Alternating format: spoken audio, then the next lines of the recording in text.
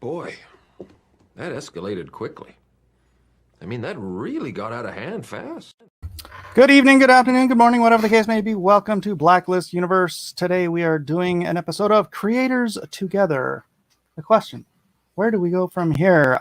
So far, we've got Todd Mulrooney here, artist of Florida Man. I'm going to go ahead and let Todd introduce himself a while. And of course, I can't ever just do anything right. Where's that window? I'll just mute myself. Thank you very much. Todd. Hey, how's it going, Mike? Going all right. How are you? I'm doing good. Thanks for putting this together. This is awesome. Yeah, absolutely. We got a couple other people coming in here. If they can figure out, here's the thing, man. The newbie, when you're trying to bring new people into the streaming space, sometimes it isn't quite as easy as sending somebody a link. So we've got some people who are going to make it to have this discussion. As everybody knows, this industry, it's in for a doozy.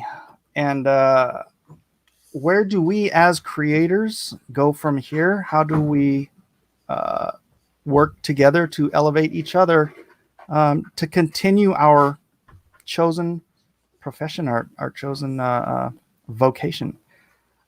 No, Todd Mulrooney says Jim O'Reilly. That is correct, Todd Mulrooney. Let's see what you got posted up here. What are you working on, Florida Man?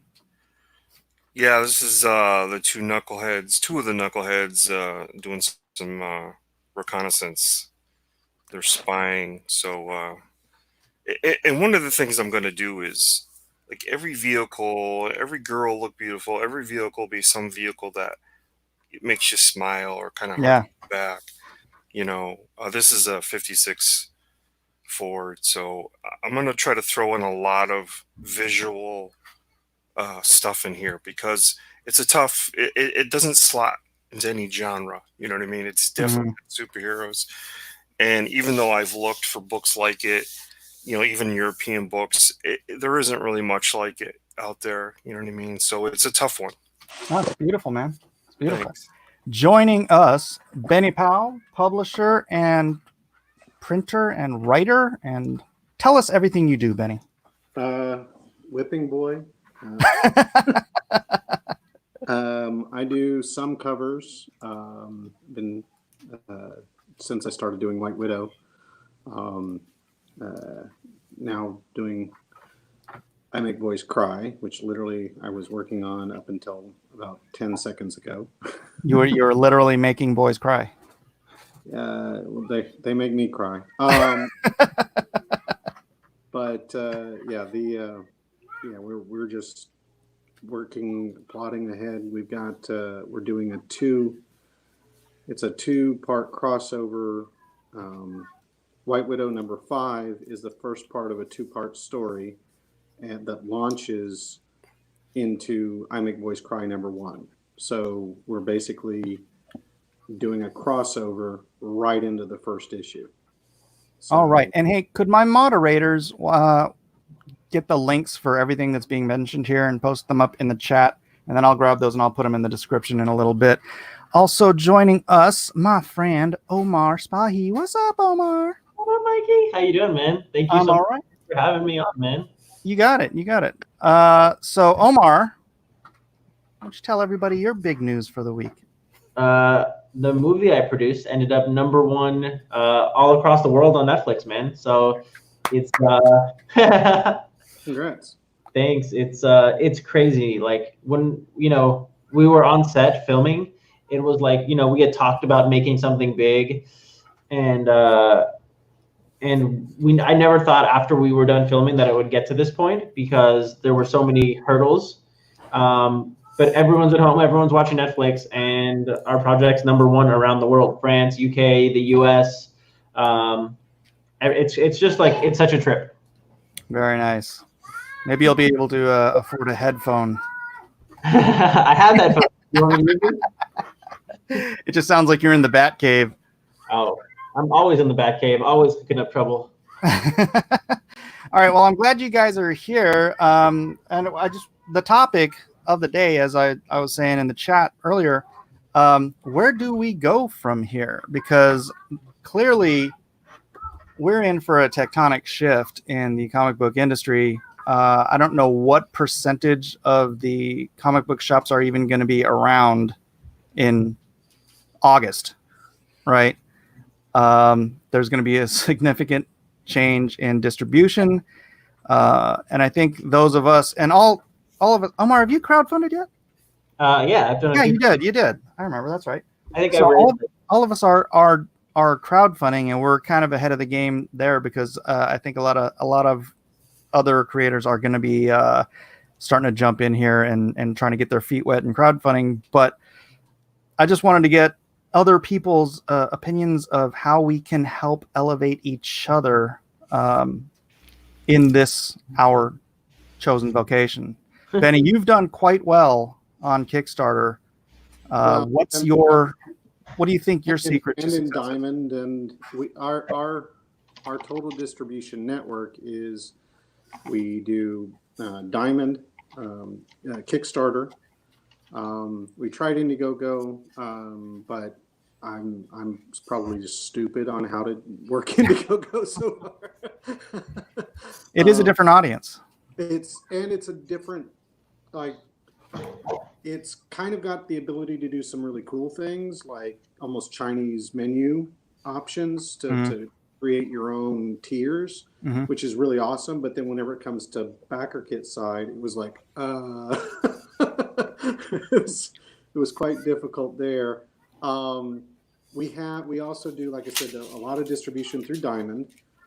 We also, the way we do it is a bit different, where the retailers actually loved us doing Kickstarter.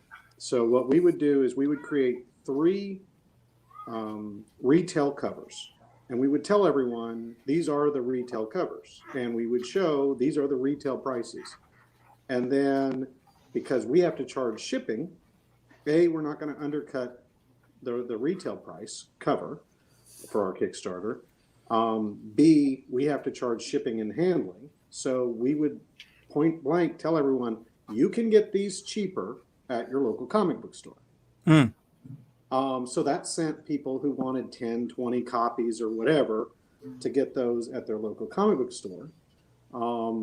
Meanwhile, we also allow retailers the ability to buy direct our Kickstarter exclusives at discount.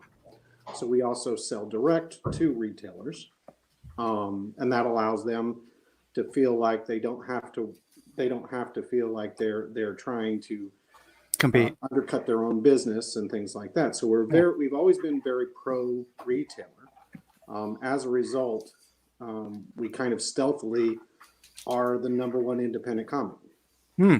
We outsell, like for instance, our last issue was #6 by circulation worldwide total, which is crazy. For which comic was it number 6? Which? A White Widow. Say it one more time. Sorry. White Widow. White Widow. White Widow, yeah.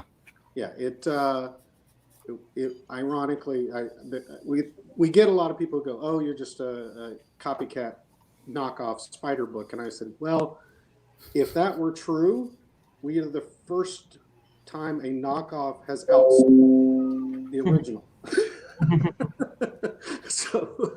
So yeah, like our total circulation was over 85,000. Wow. For the last issue. That's awesome. Hey, Benny, do you happen to have headphones? Because you're a little faded, and some of the people are having a hard time hearing you. No, sorry, I'll just try and speak up. Can you hear me better now? Hold on a second.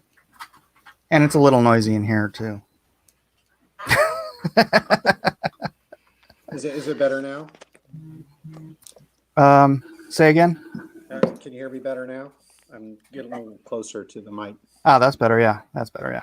So, but yeah, we don't sit there and brag about that circulation out there in the world because who cares? Well, I mean, hey, look, we're all trying to find a way to make sure we can continue doing this and be profitable and grow our own fan bases. And your circulation is phenomenal.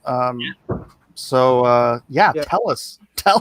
Our focus has been primarily getting as many eyeballs as possible. And I'm always surprised as well at how many people actually buy this, just the pure digital, packages. That one still amazes me, that people would pay What $5 for a digital comic. what percentage of your sales would you say are digital as opposed to print? Like, would you say it's a comparable amount, or? It's about, I would say the pure digital are about a quarter of the physical. What we get a lot is a lot of people overseas who just want to read the book. What's really fun to see is we also, another channel we have is we have a My Shopify store, which I do recommend. My Shopify, you don't really need anything beyond their lowest package. Yeah, it's $40 a month, right? 29. 29, $30 a month. Yeah. Yeah. I have one. I really need to populate it better. The real key with that is there are some really good apps you need to have in there. One is Locksmith, and that allows us to create, and I think $8 a month for that. And what that does is it allows you to create sectioned off sections, so we have a VIP section. So we do sell a VIP package, and that allows us to give VIPs special bonuses. Things like, for instance, when we do our CGCs, we do 9.8s only are available to the 9.8 plus is only available to VIPs. We also do exclusive covers that are only available to them. We do one thing, my wife came up with this, and it's utterly brilliant, is we do folio sets. So we'll show, like, here are some exclusive covers that are only going to be in these folio sets, and then like a mystery grab bag in the rest of the folio. And we also do a special metallic ink cover for the actual folio. Now, if you haven't ever seen a store folio, you go to BCW, they're the things people carry around that are the size of a comic book with the hard shell. They can fit about 10 to 15 comics inside them. And do you have a link I can just show it up on the screen? If you go to bcwsupplies.com, you can find them. I also recommend, all of us as publishers, we have the ability to get a retail reseller account through BCW, and your pricing is phenomenally lower. You're also not paying tax and things like that. So BCW is where we get all of our bags, boards, hard cases, folios, etc. So that is another thing I highly recommend. Okay, so you're talking about one of these. Correct. Right, and you can get these printed up, right? Like. Well, no, you can literally just print something and slide it into the front cover. Oh, okay, like that. Right, exactly. Right. So we create our own. It looks highly professional, and so we call it a metallic ink print. So they're getting a comic-sized print that is only to that. And one of the other things we do is we do numbered editions. So whatever the exclusive cover that's inside of it is numbered 1 of 25, 1 of 30, for instance, and it matches the print that's on the cover, 1 of. And we never repeat those covers. And those can sell anywhere from $100 to $350 each. So they're highly collectible, and people buy them and then turn around and flip them for $100 for each cover inside. Eddie and Mike, do you guys notice like a lot of people coming in and buying like a $300 cover, and is that like really a strong price point for you? Because when I did my Kickstarter campaign, I think I got way more people getting the $300 options than I thought. It really surprised me because I would talk to people and they were like, listen, man, what you're offering for the $300 tier is great, and it seems like it's a good price point. especially if people feel like they're getting value there. Like I had a lot of really good success with that price point. Did you guys feel like that price point particularly was something that stood out to you? Personally, I wouldn't say it's necessarily $300. I know that there are people when they want to come in and back a crowdfunding campaign, some people want to back high tier stuff, so they're like, it's like, oh man, your highest tier is $50. Don't you have something for 100, 200, 300, 400, So there are those handful of fantastic, awesome people who just want to come throw money at you. So you got to have something on there, to cater to that, the deeper pocket crowd, and God bless them, man. We have a very easy formula for ours. Our top product is a metal cover. I don't know if you've seen these, the brushed aluminum metal covers, which Jamie creates. That's right. Jamie does all his own, all his metal printing. He's literally got, I think, 3 machines or something. I still never got Jamie on the show. I never worked that out, man. But yeah, those metal brushed aluminum metal covers, we sell our copies for $100 each. That's the standard price. But what we do is we do about 5 or 6 in a campaign, and we do that basically if you get all of them, and then we add like say $100 on top of that you're going to then get all 20 or so of the other covers. Everything, yeah. Yeah, so it we have a $500 or $600 price point at our top, and that is by far our most popular because people are saving, versus a la carte, 50, 60, 70% off. Right, right. Yeah. So if you can get everything you want there, it's what makes sense, Yeah. And I mean, you don't have to tell me if you don't want to, but do you have an idea of how many actual individual customers buy your product? Like, not just how many issues you sold, but how many of them bought 20 covers, how many of them bought 6, how many of them? Like our mailing list is, I want to say around 5,000-6,000 ish across all of the different platforms. How many of those are avid buyers? I don't know. And then, well, if you got them from their mailing list because they were customers already, because they became customers, right? Or some people sign up for our newsletter. Or, okay.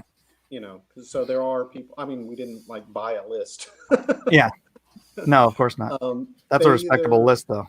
Yeah, they either joined in through, for instance, Jamie has his list, and through his JamieTyndall.com.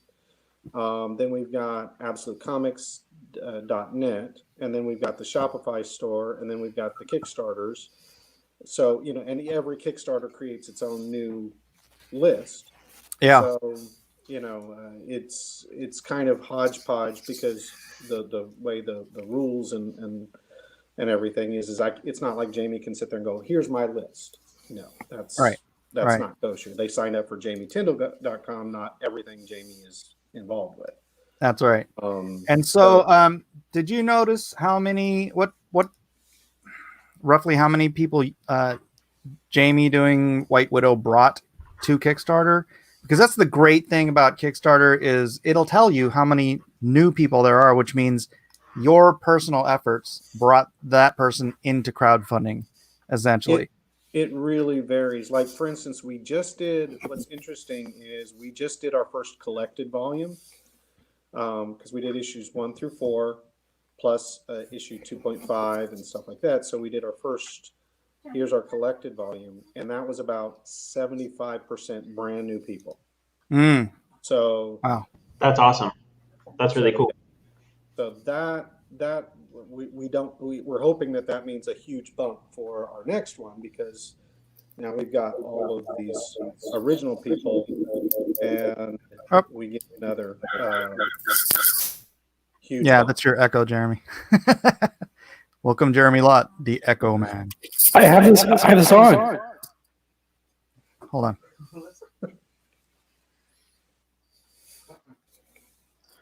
Test. All right. Yeah, man, you're What the hell? Deep in space. Get that way down. I wasn't going to say it. I was thinking it. that age, that gives us our age. Yeah. That has never happened. All right. Well, I'll see you guys. No, you don't have to leave. It's just when you're talking. That's weird. Yeah, that's bizarre. I don't know. We'll just say you're in God mode. you leveled up. You got the echo voice. There's actually 2 of you, Jeremy. Did you somehow sign in twice? Oh, okay. Just a sec. There we go. Oh, How about now? There you go. Yeah, that's good. All right. That was weird. Ladies and gentlemen, Jeremy Lott. Jeremy, you want to introduce yourself to the audience? Hi, I'm Jeremy Lott. I'm the creator of Movie Men. The publisher is Wicked. And tonight, the thing I want to talk about, in addition to the general topic here, is that we've got the Jack Irons campaign. This is simply a fellow creator with the same publisher, and it's tomorrow is the last day of his Indiegogo, and he's gotten up to where he's about 76% funded. So, just wanted to bring that to people's attention. Well, the last 2 days, you should 76%. The last 2 days are probably going to make it. Yeah, I hope so. I would think. Yeah. Usually, you get about a third of your funding in the last 2 days. So, Yeah. as long as you're over 66%. So We're gonna do a long campaign on this next one, but only because of what's going on. But what we started doing since issue 2 or 3, I think, we instead of doing a full month, we went down to 2 weeks, or we even did a 10-day campaign.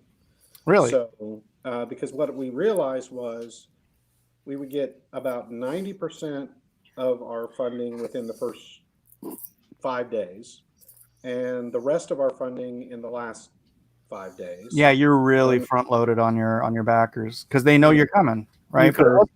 Yeah. But it And wasn't. then That's what it's like when you're doing your second, third, fourth. How many campaigns in are you? 5? something like that. Yeah. Yeah, so you've already tailored This will be your our 6th. audience to know it's coming. You- But you guys, are you the White Widow comics? Yes. Okay. When is the Indiegogo gonna be? When are we getting Those our are all shipping right now to, like, we fulfilled about 50-60%. Okay. Already. There were just a few extra books that we were waiting on from China. Yeah. The thing was we got held up a little bit in China and on that, and that was one of those where we didn't do a whole lot and didn't do too well on Indiegogo with those other titles. Yeah. But committed to doing them, and Diamond sales were phenomenal. So, Okay. But unfortunately, the downside is when Diamond sales are really great, Diamond doesn't pay until after you deliver them. for That's up to right. 90 days. Yeah. So you got to find that money to print all of those. Yeah. And nowadays, Diamond isn't gonna pay all out until August, maybe. oh, Well, that's for anyone who already has stuff in the system. So when they come back, like literally all of this stuff that we have, we went, you know what? Forget this. We're shipped rather than we normally would ship by air Yeah. just to get it in there. We were like, you know what? Screw that. We're going to ship everything by sea because by the time it arrives here, they'll maybe be ready to receive new product. Yeah. Then we can just ship, local, domestic, and be a lot cheaper. Because we can ship a whole pallet for $500. yeah. They're gonna have to change something though, because I don't know. This Diamond being this monopoly has kind of screwed the industry, especially like right now. Well, They can't even deliver product. But even if they did deliver product, it's kind of the chicken or the egg scenario right now is deliver it to whom? Because when like I think 60-70% of the stores, it's illegal for them to even be open. Mm. They would be further drowned, in my opinion, if they could receive all of that product and have no way No way to sell it. to sell I mean, it. I know Golden Apple here in LA is they got a call from the I think it was the district attorney office here, and they said, "Hey, we heard you guys are doing curbside pickup. We're not allowing that. If you continue to do that, we're going to come and issue you guys a major citation." So, I mean, you talk about a situation where it's like, cool, we're switching our entire business where they were not an online-based store. They had some online with eBay and stuff, but they're like, okay, cool, we have to adapt and we have to figure this out. Rent doesn't go away. You have to figure this situation out. And it affects stores in a really big way. Everyone's getting affected. It's a trickle down situation because Diamond's not paying people out. Publishers can't pay creators. Creators are just like hand to mouth like everybody. Like we all know how hand to mouth comic books is. It's a crazy time right now. Like it's everyone is hurting across the industry, and you're seeing like, oh, cool, raise money for this, raise money for that, it's a lot. And so and the real problem that we're pondering as well with us about to launch a big campaign is we've already heard from a lot of our backers that they've been laid off or furloughed or whatever the case is. So for us, it's one of those things where like we don't want to take and put any undue burden on them because they mean so much to us. So that's why we wanted to do a really long campaign this time, to where they don't feel that pressure. Hopefully they'll find some new form of revenue or things like that, because I think all of us here care about our fans more than anything, more on our readers. And it's a really scary time for a lot of them, and that's who my heart goes out to them. It goes out to the retailers. It goes out to the people who are hired by the retailers, most of whom they've been laid off as well. This affects everyone. And these are people's families. I one of the things that I always loved was I've gotten numerous emails from retailers who said that White Widow literally saved their business last year, or etc. Like it made their months. Sometimes That's fantastic. Literally said they were about to go under, and then they sold so many White Widow that it covered their family. And to me, that's what I think about is that means lives. Who thought a silly comic book could affect someone's life? Yeah. But it does. Yeah. They have to have product to sell, and if they believe in it, and that means that you're doing something right, that you have, and it's a great relationship you have with those stores, that they're able to go and push that product, because they're really the gatekeepers when it comes to discovering new product in the store. If you go to a comic book store, who's the one recommending you your book is the person behind the counter. So they're the one who are going to push something on you. Online, it's like you can hear about it through one of these shows. You can hear about it through someone posting it on social media. But in the store, you're going to get it directly from the person behind the desk and say, hey, have you heard about this? Have you checked this out? And it helps if they've heard about it and seen it online. But it's also that aspect of you want to make sure that they're championing your project. Yeah, but I think the thing with Benny also helping to direct people from, frankly, his campaigns to stores, that's fantastic marketing. That's better marketing than Marvel did in 15 years of having movie blockbusters out. Right? Because they didn't do jack to get people into the comic book stores, but Benny did. Yeah. Good. Good stuff. Todd, you got anything to say? Yeah, you guys are pontificating kind of about Diamond and stuff, and honestly, I don't see it. Say this goes on another 8 months, right? I don't see it's called overhead collapse, right? They'll collapse from their own overhead. You got warehouses here, you have trucks, you have drivers, you have employees, this, that, and the other thing, and they'll just collapse from the weight of it. So they won't survive. Stores that sort of have an online program, they may survive, right? I have a store that doesn't. He does some eBay stuff, but he's sort of embittered. This would probably be one of those, this is a perfect moment to retire and go to Tahiti kind of moments for him. You know what I mean? So I don't think those type of guys would be around. In my area, probably the Worcester one, is probably the only one that'll survive, and that's Entertainment, I think it's called. If it's even still there, but I mean, or maybe Newberry Comics. I got a couple Newberry Comics, Amherst and stuff like that. They might survive, but I don't see the mom and pops, the small ones that didn't have the space to convert their shops into like a gaming sort of center and stuff like that for Right. like, remember when Magic was hot, so Yeah. that Pokemon. kind of started, and then you started seeing little figurines and tabletop stuff come into that. So if they didn't adapt, I don't think those types will survive. It doesn't matter that they have an array of products, but if you don't have other revenue streams that you can like keep going to during these months, it'll be tough, because these are sort of fast cycle cash is what they call it, right? That's like a restaurant. It's fast cycle cash.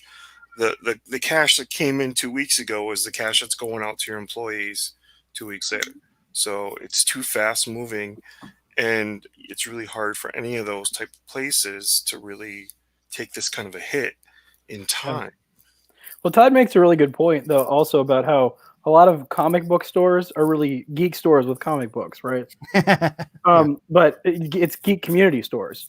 And, you know, now that community has been outlawed effectively for God only knows how long, that thing that was keeping them afloat no longer is. You know, and that's really tough to come back from. I mean, there's what, something like 1,500 shops that are currently in Diamond. Is that about right? They 15? claim 3,000. That's their claim. That's I've tried to get them to give me the real number. I said not card, because they count card stores, Mhm. toy stores, specialty stores that carry. My guesstimate is closer to around 2,000 stores currently. My personal guess is we're probably going to see 20 to 25% die yeah. before things open back up. I wish 0%, honestly. We were kind of in a slow growth. Yeah. If I had to guess, I'd say it's 1,800. And if I had to guess, if we go on for much longer, what reopens is 1,200. I mean, you're talking about a 33% discount. You know, the hardest thing for me right now is I have a book coming out through Image. Okay. And What's the book? it's called Getting It Together. Okay. It's about it's kind of a sitcom meets comic books. It's a slice of life, really, you know, grounded human stories. It's not like big superheroes or anything like that. But the thing that sucks is right now my book is supposed to come out June 10th. I mean, I should be marketing now to get retailers to order my book. The thing is, retailers are all closed. They're like, how am I going to pay rent? How am I going to be this? So I'm curious what's going to happen with this huge backlog of content that's going to be created, because publishers have been producing stuff. And now with the hold, how is Diamond going to get that out? Because it's not like they're sitting on a bunch of money and be like, oh, you have 2 months worth of books. Let me write you the check right now. I don't know what's going to happen. And I mean, I don't know if anyone's going to order our book, and we don't have a choice to say, hey, listen, let's wait a year. Right now, we've announced it. We're already in the cycle, and we're going to lose our shirts on it. It sucks. Any publisher that, I mean, that you're just going to have this is basically total returnability of product that's coming into the stores once Diamond starts shipping again. Image has already done that, and it's crazy, but I don't know what that means as far as us. Like, you know, I don't think it's possible. Just because, you know, Benny, you deal with printing. The reason like some printers will be able to put off, you know, print costs is because they have guaranteed sales from Diamond, right? So you have the guaranteed sales, and then you can send the money from Diamond to get it printed and all that stuff. Yeah. And dude, you pull that out. You pull guaranteed sales out from publishers. I think a lot of publishers will fold. Oh, absolutely. They don't have the money to go, you know, however many months in advance. DC stands, Image stands, Marvel stands, probably Dark Horse stands. Anyone else? Yeah, Todd. To be honest, my biggest concerns right Penny, now. Penny, hold on a second. Okay, sorry. I know there's like this fuzzy math when it comes to LCSs as far as shipped and unit sales and stuff like that. This is going to have to kind of be figured out. And it's sort of a go for broke, right? What do we really sell of this title? Like, who really buys it? Who's bought all these Captain Marvels, or did anyone buy them? So that's gotta kind of be figured out going forward, because if this is say this is 8 months to 10 months, well, now you're looking at a I have the drug, you want it, come to me for it, right? So that's the model, right? Because if you either got to go all in, push everybody to digital, all our weekly comics come out digital, you come to us for them. When something is popular or sells or can be supported to go to the printer, we'll print, trades and stuff like that. That's what I'm thinking you get going forward. You either got to go for broke and push everyone to the digital model, because you don't do it weekly. You don't print Squirrel Girl, and you don't print Star Wars Adventures. You print only things that sell, that can support that. Because if you only have 1,200 stores that survive, you're not. We'll put it this way: Diamond can't be in business with only 1,200 stores. That's where I talked about that overhead collapse. They need 2,400. If it's 500 less, too many, and now we have too many trucks, we have too many warehouses, we have too many employees. Boom.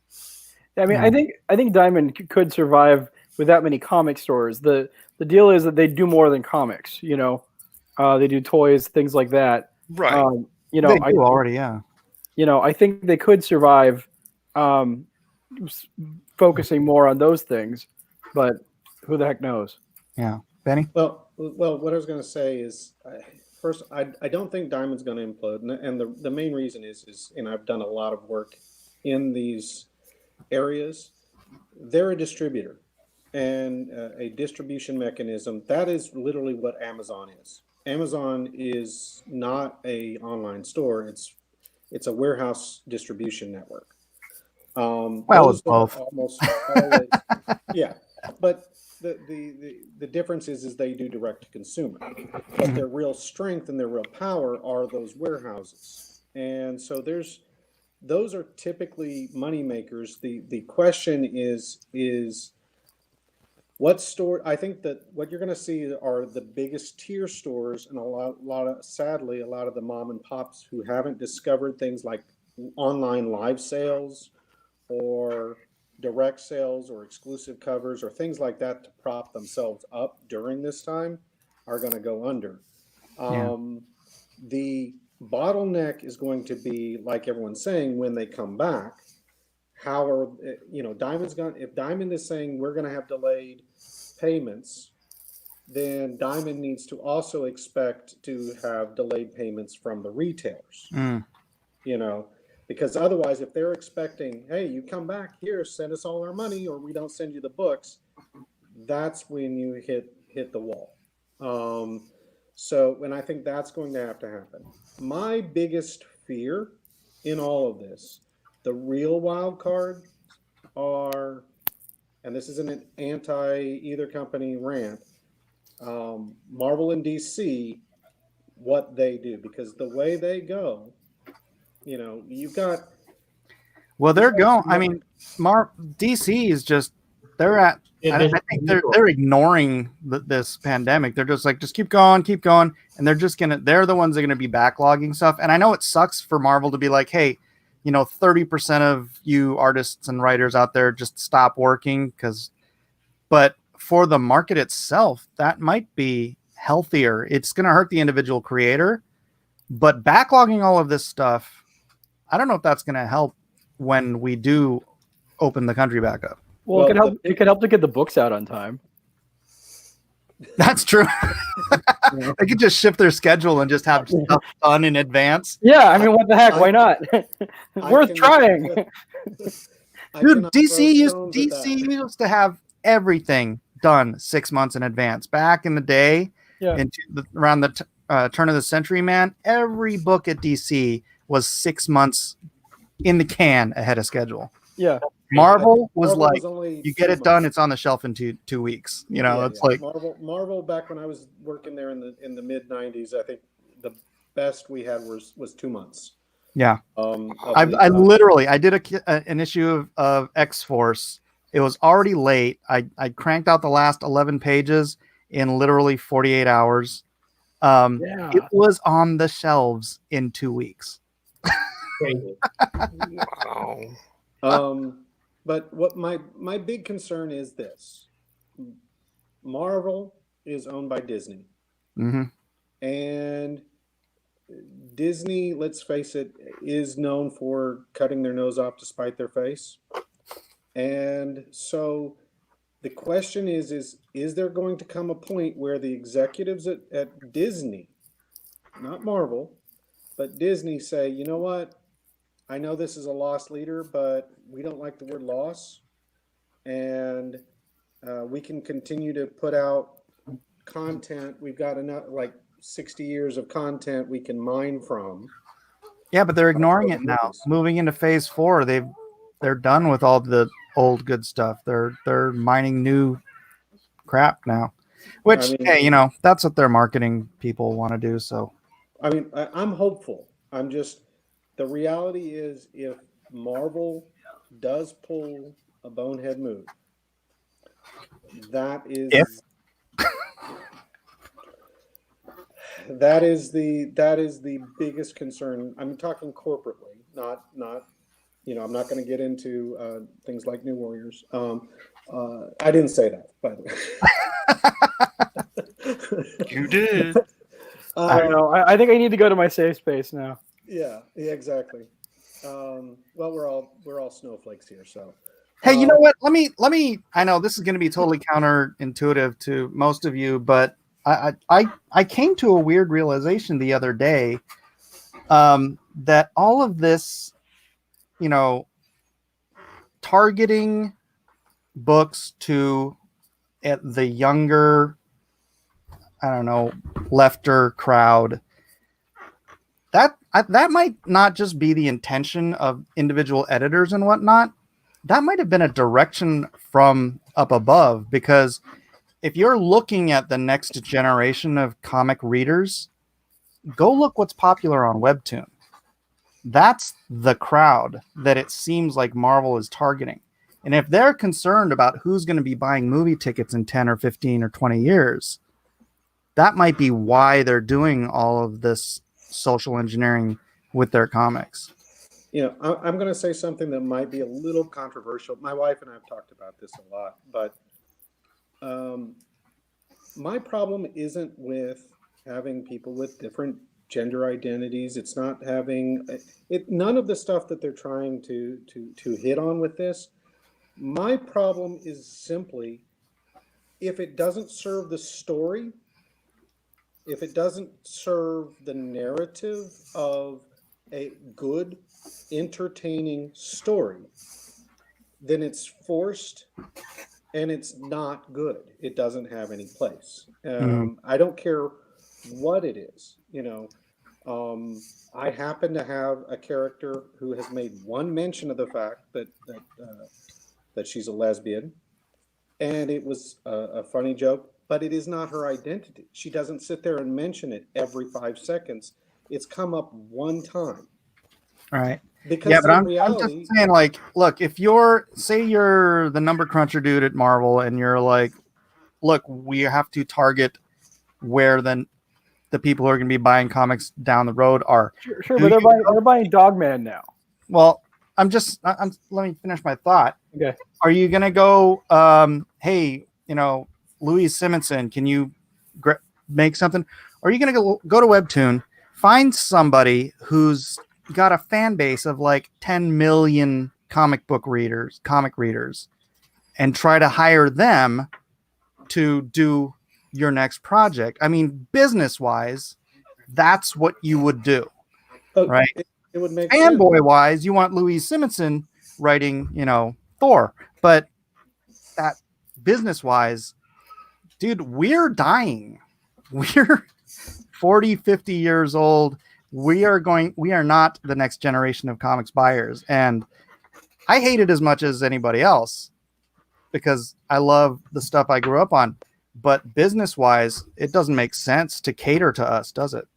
Well, I did when Red Giant started. We started out as a webcomic with Wayward Sons Legends. Wayward Sons Legends had millions of readers, millions, as a webcomic. The number of eyeballs dwarfs. You know, I'm happy 85,000 circulation on a physical comic compared to millions. You know, it's simply it's a much larger crowd, and that was a global audience, and that was the awesome thing. Like when That's what I'm saying. we would put out a trade paper of Wayward Sons. We could see, if you took all the Germanic countries and put them together, they accounted for almost as many sales as North America.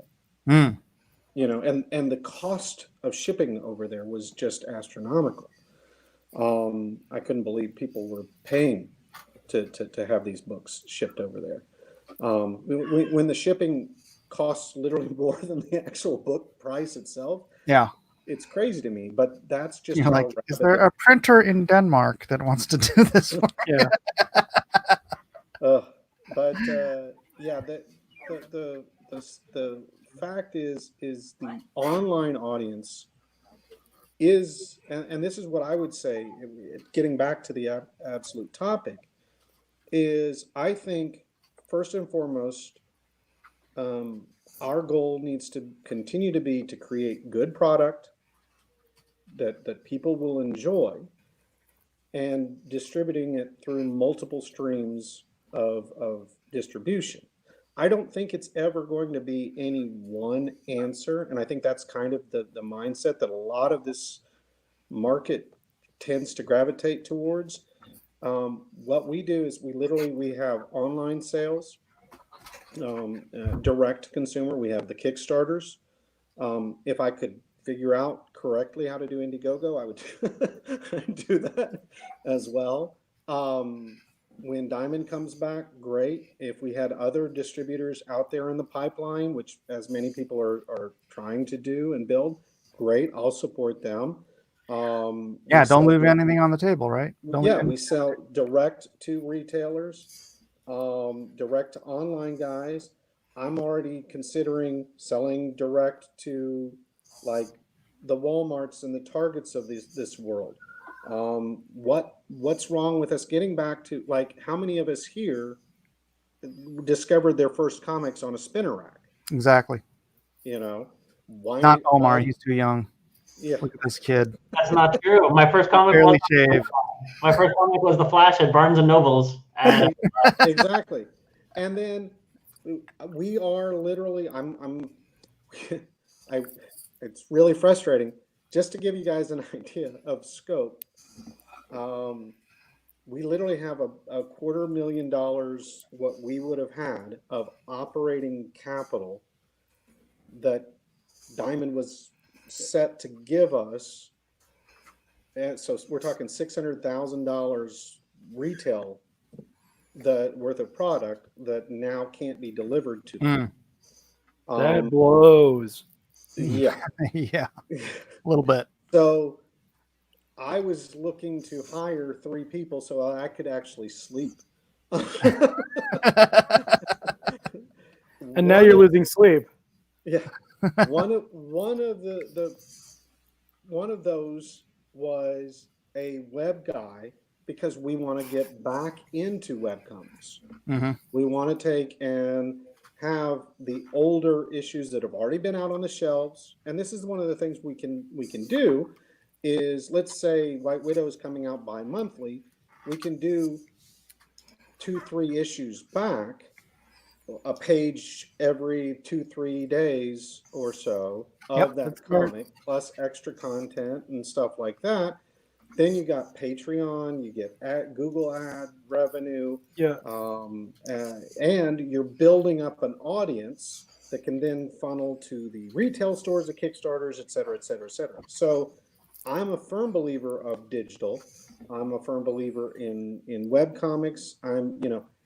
Let's not leave, in my opinion, any stream off the table. We live in a world where people have the option to consume entertainment any way they want to.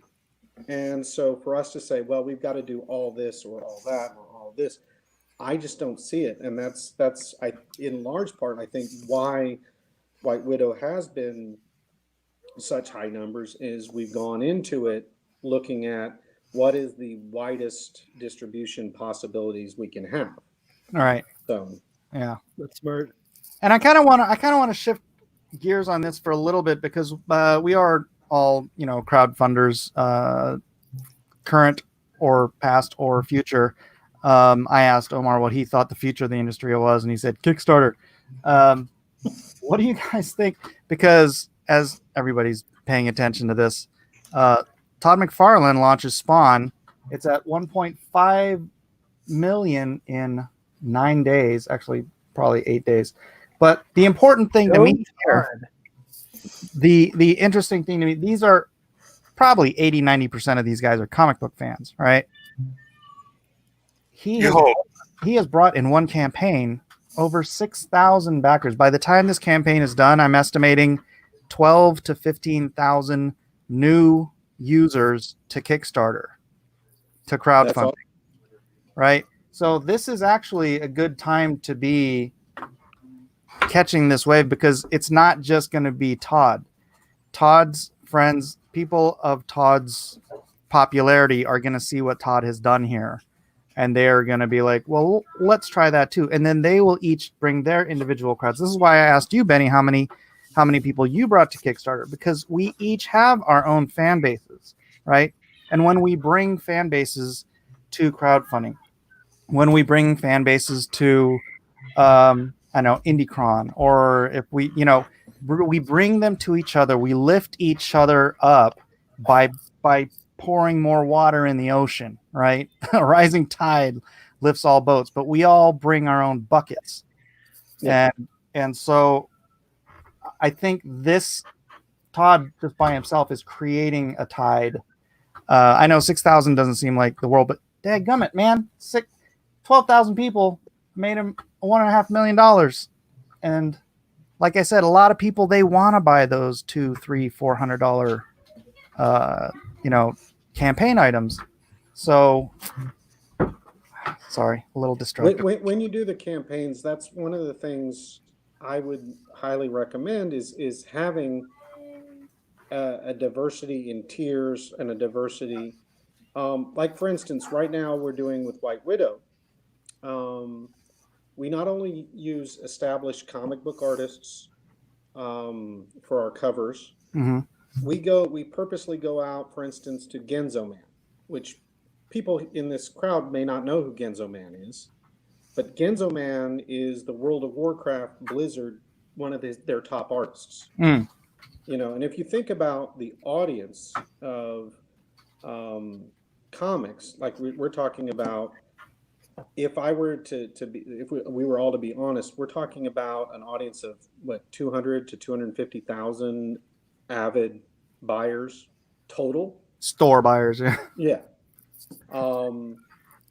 Meanwhile, you look at World of Warcraft, they've got millions of users. So even a small percentage of his fans, who when he sits there and goes on to his DeviantArt or Instagram or whatever and says, hey, we get a huge bump of people who go, oh, I haven't ever read comics before, but this looks cool. We've got one guy who's one of our top backers, who I met him, and this is why I hate that comic conventions are down. He literally, I met him at Boston, I think it was Boston Comic-Con, Keystone Comic-Con. He had said he hadn't bought comics since the 90s. He saw our covers and everyone says we're a 90s throwback. Great, I'll go for that. And he picked it up, went home, came back the next day, cleaned me out of stuff there. Then he's been on our top tier every single time since then, and I those are the kinds of relationships we can build and stuff. And the fact that more and more and more people are going to discover Kickstarter campaigns and stuff, and we can all bring to one another Kickstarters.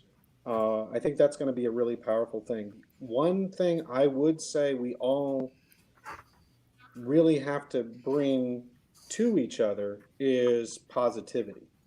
There's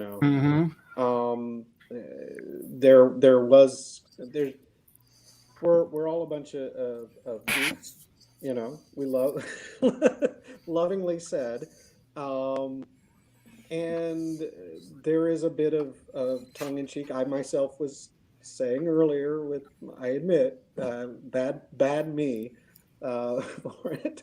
But I think as we all start supporting one another, we should cheer one another on. I cheer when any one of your campaigns succeeds and stuff. And I always tell people, hey, let me know when you've got a campaign going, and I'll punch it up on all of our Facebook stuff and things like that. I'm trying to build to where we've got a weekly newsletter to where we can say also available other campaigns you might be interested in. Boom, boom, boom, boom, boom. And if we all kind of did that and we're positive about this, people are going to self-select. They're not just going to. They're not going to jump on everything, but they're going to be definitely. Yeah. I mean, it's really recommendations and doing it that way. Benny, you mentioned an interesting point with Comic-Cons. I wanted to ask the group's opinion. Do you guys, when this is all over and everything's back open again, do you guys immediately go to a show? Do you think the numbers for shows are going to be down, or you guys think, hey, listen, just because things are open, I'm not going to go, or you think people won't go to shows anymore because of the virus and everything that's been going on? I stopped going to shows. I think the numbers. I think the numbers will be down, but that doesn't mean they'll stay down. So the whatever shows we have this year will not be as well attended as they were in previous years. But next year a little better, the year after that a little better, etc. Like we'll be climbing from a deficit. On the other side of the coin is, even if attendance is down, because I've had the same thought, what the people who show up might probably be the diehard buyers and not just the looky-loos, which I don't mind the looky-loos, but you're probably going to end up with a lot of people who are the diehard fans who are like, you know what, I can't live without my Comic-Cons, and I can't live without buying my comics and specialty stuff and things like that. So they're going to be the ones that will show up. So even though the big number at the top of the funnel might be smaller, I think the bottom of that funnel is going to be much wider. I think respectfully, I disagree, because I hope you're right. I really do hope you're right, Benny. But I think that, like you said, it's a funnel. And like with funnels, it starts off big on top, and then it gets smaller and smaller and smaller. And I think that if the number on top gets smaller, I think that the trickle down is also going to be smaller. So I think it will be, sadly, I hope you're right. I hope it's really I think it's about the people and the message we send, that people really need to step up and support their creators, or their creators that they love aren't going to be able to survive. At the same time, though, those of us who can afford to, and I think we have to be willing to support the shows as well. I went to Keystone. I went to Miami, for instance. Those shows, not because either one of them was going to make me a ton of money. I knew that they were poorly attended in general, because they're fairly new shows, but more to support them and help them. That is something that those organizers do tend to recognize and stuff, and then they can We lost one. But I love, at the same time, we're also supporting the fans when we go to those shows. So it's kind of a chicken or the egg type of thing. Ultimately, one that I think the shows are going to have to give bigger discounts to retail to creators, certainly, or full comps to get us in there when these shows are going to be obviously poorly attended. Yeah, conventions. That might be a whole other topic for maybe another show, because I think we're going to wrap it up. But before we do, I wanted to just shout out some of what we're all doing here. And being that it's my show, I'm going to go first. LoneStarComic.com. I got going to be going to print very, very soon. Hopefully tomorrow. Well, hopefully I'll get my files to the printer tomorrow. Anyways, Lone Star. So I will be shutting this down as soon as I get my books in. So you don't have much time. Get on in there. Get yourself some Lone Star. We've got Jack Irons. Jeremy wanted us to push some Jack Irons. So get on over to Indiegogo, and check out Jack Irons issues 1 through 3. We've got a Florida Man. Todd, you want to do your own pitching? Oh yeah, sure. We are tentatively launching in the middle of May, and I've been doing these little. I was actually working on a meme while we were all talking. I've been doing these little, taking assets or things that I've drawn on pages and moving them out and creating assets and creating these little memes and stuff like that, just to help promote. It's some people that I talked to thought, oh wow, that's a really unique idea. Keep going with that, because it's just I could do one a day, but I'm not really putting a lot of work into it. I cobble together a background and come up with a new dialogue, and that's about it. But Florida Man, yeah, tentatively middle of May. All right, cool. And then we also have White Widow pre-order store, because you don't have one up and running right now, right? Yeah, we're looking, knock on wood, end of next week to the following Monday. We'll be shutting this one down and launching. It'll be, like I said, it'll be 2 in 1. It's White Widow number 5 and I Make Boys Cry number 1, which will be an interesting experiment to see what happens. But yeah, people can still pre-order on there. Books are literally en route for that one. And our warehouse is still open. We have our own. That was one of the big things, big delays was, who knew you'd have to, when you had that many orders and stuff, you'd have to end up having your own warehouse and full-time staff. Yeah. Which, yeah, Poor you. Well, I mean, we had to front load it, so that was poor, literally. When you're talking like $8,000 to $10,000 of expense just for staffing and overhead a month. Wow. So yeah, poor you. You poor. Yeah. Yeah. All right, and let's see, Omar. I've got your Dreamer Comics podcast on YouTube. Everybody, get over there and subscribe. Omar, do you have anything else you want me to show off here? Yeah, if you have Code 8, you can throw up Code 8 if you want to have people check it out.